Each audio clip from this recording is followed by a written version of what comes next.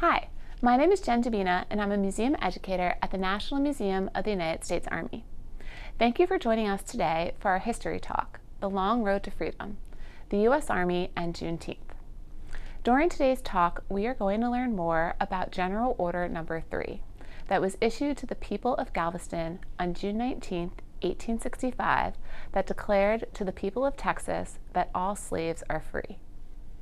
In examining that one event, we will also discover the role of the U.S. Army in the liberation of enslaved persons throughout the Confederacy more broadly, as well as see how the courage, selfless, and dedicated service by Black soldiers cemented the gains provided by the Civil War and opened the door to widespread military service for Black men in the U.S. Army.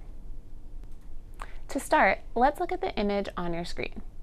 What is happening here? There appears to be a garrison of some sort with a drawbridge that has been lowered down. There are armed soldiers at the entranceway and along the sides, and you can see the soldiers' bayonets sticking up in the back and one soldier standing in the foreground. There is also a large crowd gathered around out front with men, women, and children, and the crowd appears to be comprised of people of color. Does anyone know what the actions this image is depicting?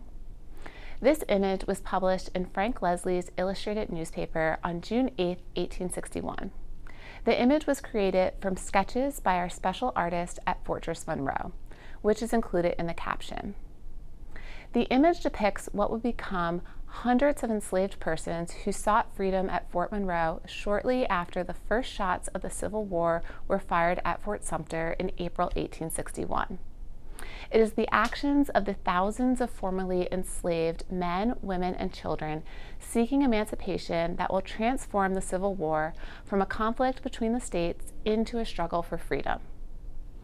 In order to understand how Juneteenth came into significance, we must first examine how freedom seekers forced then President Abraham Lincoln to consider the topic of slavery and emancipation as it related to the Civil War, and how those considerations impacted the Army and civilians. Even before the first shots were fired at Fort Sumter, enslaved persons sought sanctuary with Union troops serving in garrisons throughout the South. An artillery officer at Fort Pickens, Florida, captured these developments when he reported to his superiors in March 1861. On the morning of the 12th instant, 4 runaways came to the fort, entertaining the idea that we were placed here to protect them and grant their freedom. I did what I could to teach them the contrary. In the afternoon, I took them to Pensacola and delivered them to the city marshal to be returned to their owners. The same night, 4 more made their appearance. They were also turned over to the authorities the next morning. A few months later, on May 23, 1861, Shepard Mallory, Frank Baker, and James Townsend, 3 enslaved men, arrived at Fort Monroe, Virginia, seeking freedom. The men had learned that their enslaver planned to lease them to the Confederate Army and send them to North Carolina to support secession forces. Before that could happen, the 3 men escaped to Fort Monroe. There, the men were met by U.S. Army General Benjamin Butler, who commanded the fort. A few days later, Confederate Major John B. Carey requested the men's return based on the enforcement of the Fugitive Slave Act. The federal law allowed for the capture and return of runaway enslaved persons within the territory of the United States. Butler, educated as a lawyer, took the position that if Virginia considered itself a foreign power to the United States, then he was under no obligation to return the 3 men. Further, Butler rationalized that because the freedom seekers were deemed to be property of a Confederate colonel and that property would be used against the United States, that he could hold the 3 individuals as property, as he would for any other property of a private citizen, especially property that was designed, adapted, and about to be used against the United States. Following Butler's decision, thousands of enslaved African Americans flocked to Fort Monroe and other U.S. Army garrisons throughout the South in pursuit of freedom. Within 1 month, over 900 men, women, and children had sought freedom at Fort Monroe. It's estimated that 500,000 people eventually fled to Union lines in search of freedom. The enslaved who found their way to Fort Monroe became known as contrabands, a term that marked their provisional state of being neither free nor enslaved. They were employed at the fort in menial jobs with wages and rations withheld. As more men, women, and children made their way to Fort Monroe, Butler wrote to Washington seeking policy guidance, writing that the question in regard to slave property is become one of very serious magnitude. The actions of Mallory, Baker, Townsend, and Butler, in addition to the thousands of formerly enslaved men, women, and children seeking emancipation, transformed the Civil War from a conflict between the states into a struggle for freedom. We saw in Butler's previous statement that there was an urgency to act. Congress acted just 3 months later in July 1861 with the passage of the first Confiscation Act. The act codified Butler's actions by expressly authorizing the confiscation of property used to support the insurrection. It also included a provision that terminated ownership claims for any enslaved individual used to aid the Confederate war effort. The following year, Congress passed the Second Confiscation Act and Militia Act in July 1862. This act authorized the federal government to free slaves in conquered rebel territory regardless of whether they were directly employed in the war effort. Further, it stipulated that all those enslaved escaping the Army or captured by the Army who were owned by anyone who supported the rebellion were forever free of their servitude and not held as slaves. The Militia Act, issued the same month, went a step further, addressing the enlistment of black troops. The act reversed a 1792 federal law that banned black men from bearing arms in the U.S. Army. It provided for the enlistment of able-bodied male citizens between the ages of 18 and 45. But while it allowed the president to receive them into the military, it did not make any specifications about combat. Nevertheless, in August 1862, Secretary of War Edwin Stanton authorized the enlistment and training of black troops. In response, black men demonstrated their fierce passion for freedom by taking up arms to fight for the Union. For example, in South Carolina, the 1st South Carolina Volunteer Infantry was organized on Hilton Head Island. The regiment was first deployed 2 months prior to the Emancipation Proclamation in November 1862. The 1st Kansas Colored Infantry were mustered into service in August 1862 and saw its first combat at the Battle of Island Mound in Missouri in October of that year. Finally, the 1st, 2nd, and 3rd Louisiana Native Guard, comprised of free black and formerly enslaved men, were formed in New Orleans. The Emancipation Proclamation would cement the ability of formerly enslaved African Americans to serve in the military. As noted earlier, from those first moments at Fort Monroe, enslaved people sought avenues to secure their own liberty and continued that through military service. The Emancipation Proclamation confirmed their insistence that the war for the Union must become a war for freedom. Issued on September 22, 1862, the Emancipation Proclamation went into effect on January 1, 1863. The Emancipation declared, "All persons held as slaves within any state or designated part of a state, the people whereof shall then be in rebellion against the United States, shall be then, thenceforward, and forever free." Not only did the proclamation establish freedom for those enslaved in Confederate states, but it also cemented this freedom by verifying the role of the military to grant that freedom.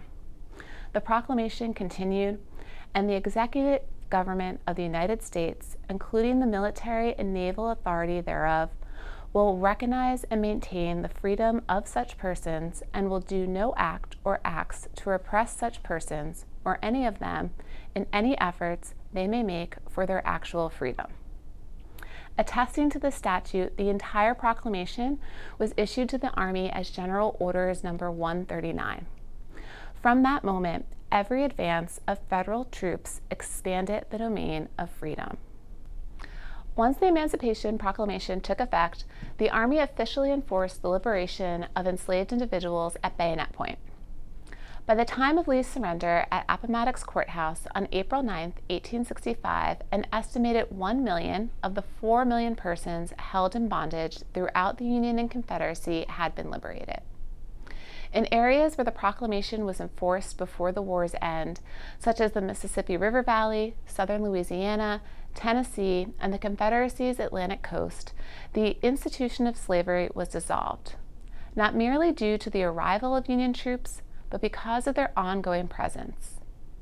It was the employment of the Union's overwhelming force of arms above all else that forced the South to accept the reality of emancipation. In addition to liberation, a key provision of the Emancipation Proclamation was military service. By announcing the acceptance of Black men into the Union Army, the liberated had become liberators. As stated in the proclamation, and I further declare and make known that such persons of suitable condition will be received into the armed service of the United States to garrison forts, positions, stations, and other places, and to man vessels of all sorts in said service. Beginning in February 1863, after the Emancipation Proclamation went into effect, the War Department began establishing procedures for the selection, recruitment, and training of African Americans to serve the United States Army. In May 1863, General Orders 143 created the United States Colored Troops. By the end of the Civil War, roughly 179,000 Black men, or 10% of the Union Army, served as soldiers in the U.S. Army. Now this brings us to April 1865. Despite the Army of Northern Virginia's surrender at Appomattox Courthouse on April 9th, the spirit of rebellion remained alive and well in Texas into the summer of that year. Texas on the whole had been untouched by the ravages of war and had avoided widespread military occupation during the conflict. This meant that its civilians' will to resist emancipation remained. Texas started the Civil War with slightly less than 200,000 enslaved individuals. As the Civil War progressed, slaveholders from other states moved their slaves to Texas in order to escape the threat of liberating Union armies. In February 1865, a council in Mexico reported to officials in New Orleans that I am abundantly satisfied that the state of Texas is filled to overflowing with Negroes held as slaves who had been sent thither from the states of Louisiana, Mississippi, Georgia, South Carolina, and even Virginia, in order to place them beyond the reach of national arms. Confederate General Magruder estimated that the number of individuals brought to Texas was around 150,000, almost doubling the population of the state. Today, many historians believe that that number is an exaggeration and estimate that the number is closer to 30,000 to 50,000. However, this gives you an idea about what was happening in Texas. So by the end of April 1865, Texans were continuing to support the Confederacy. Governor Murrah continued to endorse the Confederacy and delivered speeches supporting the cause even after Lee's surrender. On April 27th, he told audiences to stand fast and firm in your colors and your country. By May 4th, the only Confederate general who had not surrendered was Kirby Smith of the Trans-Mississippi Army in Texas. Kirby rejected U.S. Army General Pope's surrender demand on May 9th.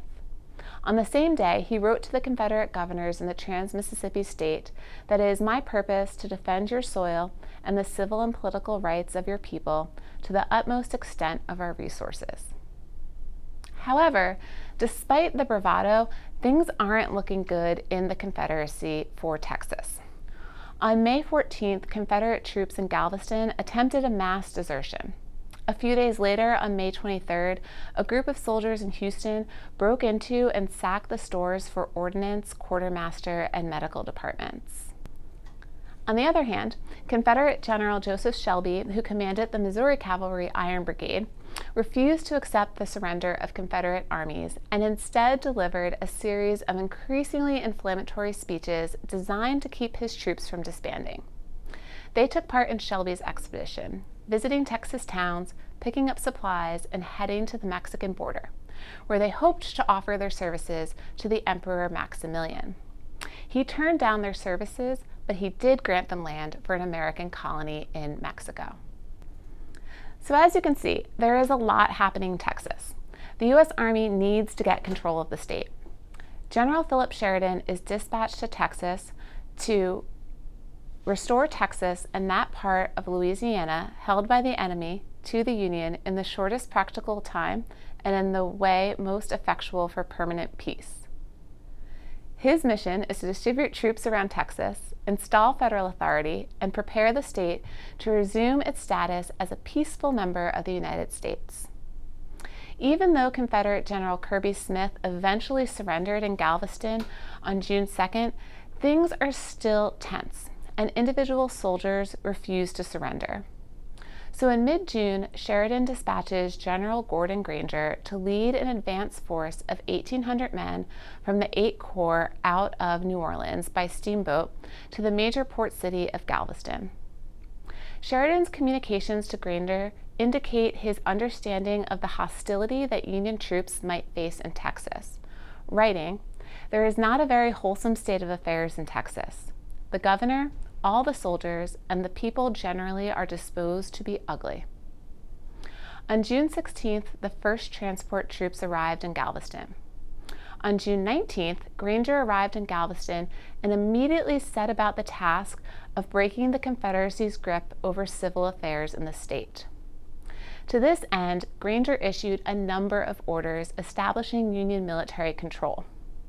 The first announced Granger's command of all troops within the state of Texas. The second identified by name, function, and position each number of General Granger's staff, like a directory.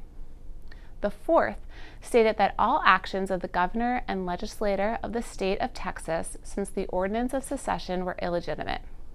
It demanded that Confederate officers and officials turn over all government property and apply for paroles at designated locations. The fifth directed that all available cotton be turned over to the quartermaster's department without delay so that it could be shipped to New York or New Orleans. However, the most famous of these orders was General Orders Number 3. Granger's issuance of General Orders Number 3 decreed that the provisions of the Emancipation Proclamation were formally enforced in Texas for the first time. Granger dispatched his troops across Galveston on the 19th in a show of force, and his decrees were announced to the public in a variety of places, including his headquarters, the local courthouse and customs house, and at least one black church. The full orders reads as follows. The people of Texas are informed that, in accordance with a proclamation from the Executive of the United States, all slaves are free. This involves an absolute equality of personal rights and rights of property between former masters and slaves, and the connection heretofore existing between them becomes that between employer and hired labor. The freedmen are advised to remain quietly at their present homes and work for wages. They are informed that they will not be allowed to collect at military posts, and they will not be supported in idleness either there or elsewhere. General Orders Number 3 had the practical effect of liberating from enslavement the many thousands of people living in bondage in Texas. It also had the important and undeclared effect of treating Black Americans as absolute equals, announcing that this involves an absolute equality of personal rights and rights of property. This was a step further than both the Emancipation Proclamation and the still unratified 13th Amendment, which abolished slavery. This sentiment would not appear again until the ratification of the 14th and 15th Amendments. This was also different from General Sheridan's order to Granger.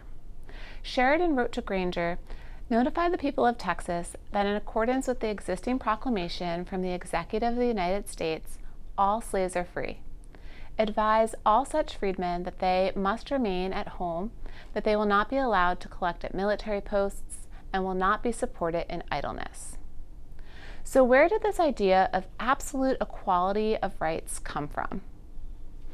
On your screen is a copy of the original Juneteenth General Orders No. 3. If you look closely at the bottom, the last line reads, "By order of Major General Granger, F.W. Emory." Major Frederick W. Emory was a staff officer of General Granger's and is the author of the Juneteenth Order. Emory was a strong abolitionist. In 1850, he moved to Kansas and established a free state newspaper. During the Civil War, he joined the 7th Kansas Cavalry Company K, which was made up of abolitionists of an intense sort. Emory's job was to take Sheridan's instructions and create general orders on the subject. Emory included "All slaves are free," which was copied from Sheridan's order to Granger. Sheridan put it in quotes. Emory copied it as a quote. Interestingly, the phrase "all slaves are free" is not in the Emancipation Proclamation. So where did the phrase about equality of personal rights and property come from? Perhaps it was Emory, perhaps it was Granger. We don't actually know. But what we do know is that the order is what brought freedom to the enslaved population of Texas for the first time. Jubilant celebrations erupted in Galveston and rippled across Texas as news of the Union military's occupation and enforcement measures swept the state. Pierce Harper, an enslaved man held in bondage in Northeast Texas, recalled the arrival of emancipation in the summer of 1865 thusly. When peace came, federal authorities read emancipation law to the colored people, and they stayed up half the night, singing and shouting. They spent the night singing and shouting, they wasn't slaves no more. In order to enforce the Emancipation Proclamation in Texas, the Union garrisoned the state. The Union occupation plan called for small units of troops to deploy to cities in the interior, starting with points at local railroad junctions. However, even as tens of thousands of troops poured into Texas, orders from Washington instructed Sheridan to muster out all troops with less than 4 months remaining in their enlistments. Since the longest-serving units were generally all white, this policy transformed the occupying force into one overwhelmingly comprised of black soldiers, many of whom were former slaves liberated by the Emancipation Proclamation. So by January of 1866, Sheridan commanded around 6,500 white and nearly 20,000 black soldiers throughout the Gulf states. The people of Texas were not pleased by the position of authority occupied by the Union's black volunteer troops. As the troops moved into the countryside and established formal posts, the reports received by Emory and Granger revealed a lot of uncertainty. Many freed people followed the order and remained on plantations under work contracts. Major Elijah P. Curtis of the 29th Illinois Volunteers reported to headquarters, "Much trouble and annoyance is caused by the failure of planters to enter into contracts with their former slaves. Negroes come in daily with complaints that their former masters refuse to make any contracts with them, except a mere offer to allow them to remain and do as they have formerly done. Many place a high estimate on their services, which increases the trouble." The Juneteenth order put soldiers and officers in an uncomfortable position as they tried to referee disputes between the formerly enslaved and their enslavers. When they appealed for guidance, they were often told to use their best judgment. It wasn't just uncertainty that the soldiers faced. There was outright denial on behalf of Texans. 2 days after General Orders No. 3 was issued, the Galveston Tri-Weekly newspaper wrote that the attempt to set the Negro free from all restraints and make him politically the equal of the white man will be the most disastrous to the whole country and absolutely ruinous to the South. On the same day, the Galveston Daily News wrote, "Their freedom can never make them equals of the white race. God himself has made a marked distinction between the white and black races, which no human laws, nor all the abolitionists in the world, can ever obliterate." As historian Elizabeth Hayes Turner characterized, this war may not have brought a great deal of bloodshed to Texas, but peace certainly did. Throughout Texas, race riots, murders, and other acts of violence directed towards the occupying black troops were commonplace. Despite this, black units generally comported themselves with distinction, especially when compared to some of their white counterparts. A particularly shameful episode is that of the regular 17th Infantry and the volunteer 10th Colored Infantry, both of which occupied Galveston in the year after the issuance of the General Orders No. 3. Members of the 17th rampaged through Galveston, often while under the influence or in pursuit of alcohol. They routinely beat civilians, pillaged with abandon, and engaged in the street brawling with members of the 10th Colored Infantry. So bad was their conduct that it was only the intervention of Major General Horatio G. Wright, Granger's successor, that prevented a riot.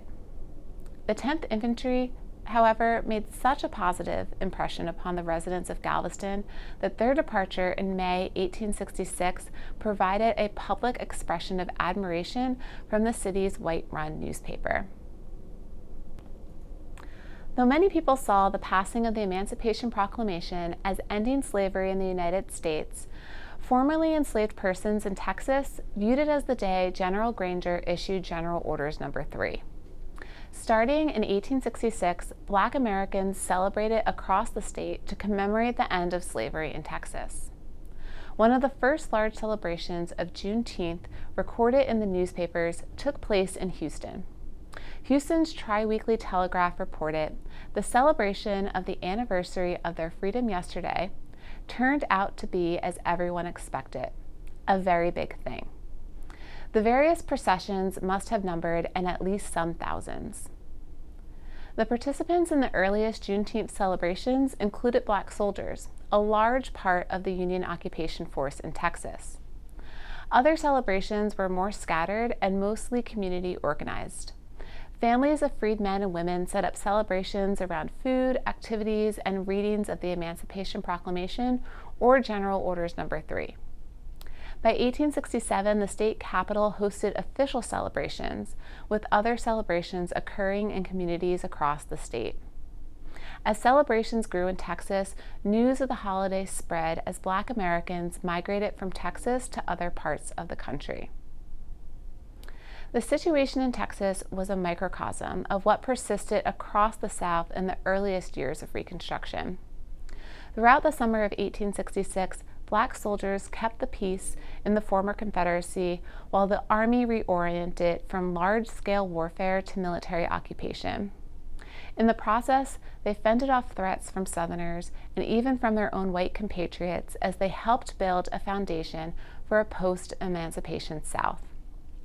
As the United States celebrates Juneteenth and the end of slavery as an institution, the United States Army remembers its role in the liberation of enslaved persons throughout the Confederacy as one of its core legacies. Army actions taken to enforce the terms of the Emancipation Proclamation proved that the war was not merely about states' rights, but fundamental issues of justice, morality, and humanity. Equally important to the Army's legacy as those of Black Americans, whether they were born free or in bondage, who took up the cause of liberty themselves by enlisting in the Army. The Black soldiers who held the South in the immediate aftermath of the war, like the 10th Colored Infantry, helped cement the gains provided by the Civil War for the duration of Reconstruction and opened the door to widespread Black military service for the first time in American history. Thank you for joining us today for this History Talk. For more information about our programs and the museum, visit our website.